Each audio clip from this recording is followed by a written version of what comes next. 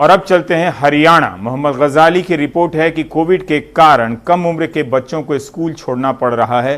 पढ़ाई छोड़कर परिवार की मदद के लिए काम करना पड़ रहा है।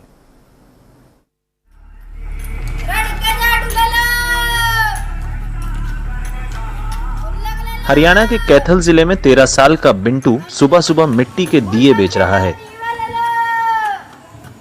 वो परिवार में सबसे छोटा है और सरकारी स्कूल में 9वीं क्लास में पढ़ता है,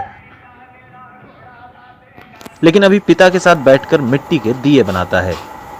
स्मार्टफोन है नहीं कि ऑनलाइन क्लास कर सके। मैं 9th क्लास में पढ़ता हूँ और बच्चे के पास फोन है, मेरे पास फोन नहीं है। लॉकडाउन के कारण मैं मेरे पापा के साथ दीवों में हाथ बटा रहा हूँ। बिंटू के पिता एक कुम्हार हैं और बताते हैं कि परिवार में पहला लड़का स्कूल जा रहा है, लेकिन लॉकडाउन की वजह से बेटे की मदद लेनी पड़ी। लॉकडाउन हो गया था जी, इसलिए मजबूरी है हमारी, इसलिए काम पे लगा दिया हमने। हमारे साथ काम करता है, इसलिए पहले मैं काम करता था, अब 2 काम करते हैं हम। पहले मैं 500 दिए बनाता था, अब मैं 1000 दिए बना देता हूँ। हरियाणा सरकार ने अभी स्कूलों को फिर से खोलने पर कोई फैसला नहीं किया है। हरियाणा के शिक्षा विभाग ने स्कूल खोलने के सवाल पर एक सर्वे करवाया। जवाब देने वाले 30% लोग चाहते हैं कि स्कूल खुले। 22 जिलों के 1.53 लाख लोगों ने इस ऑनलाइन सर्वे में हिस्सा लिया। 57.1% ने कहा कि स्कूल बंद रहने चाहिए।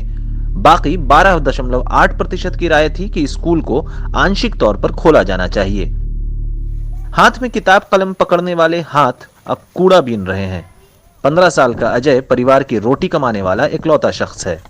पिता गुजर गए, अब वो कबाड़ चुनता है। उसे स्कूल की याद आती है।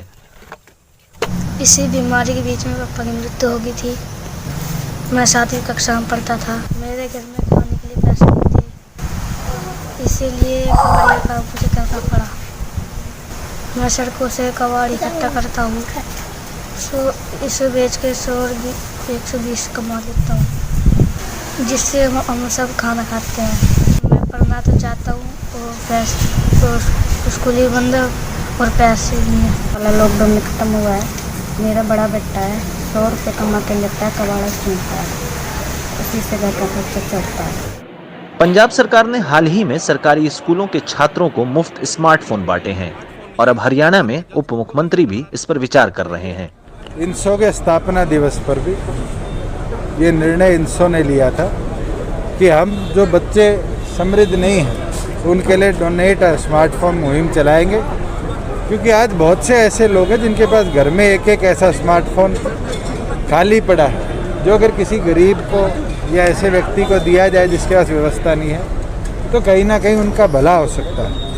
सरकार की ओर से भी डिजिटलाइजेशन की ओर कदम उठाया जा रहा है, चाहे वो नंबरदारों को स्मार्टफोन देने की बात हो, और इस पर चर्चा हुई है। इसको स्टडी करवा रहे हैं कि क्या ऐसी व्यवस्था बनाई जा सकती है। ये तो आगे आने वाला समय बताएगा कि इस लॉकडाउन का असर स्कूली शिक्षा पर कितना पड़ा है, लेकिन सरकार अगर तत्कालीन प्रभाव से कोई कदम नहीं उठाती है तो एक पूरी की पूरी पीढ़ी शिक्षा से वंचित रह जाएगी। कुरुक्षेत्र से कमल सैनी और कैथल से सुनील रवीश के साथ चंडीगढ़ से मोहम्मद गजाली।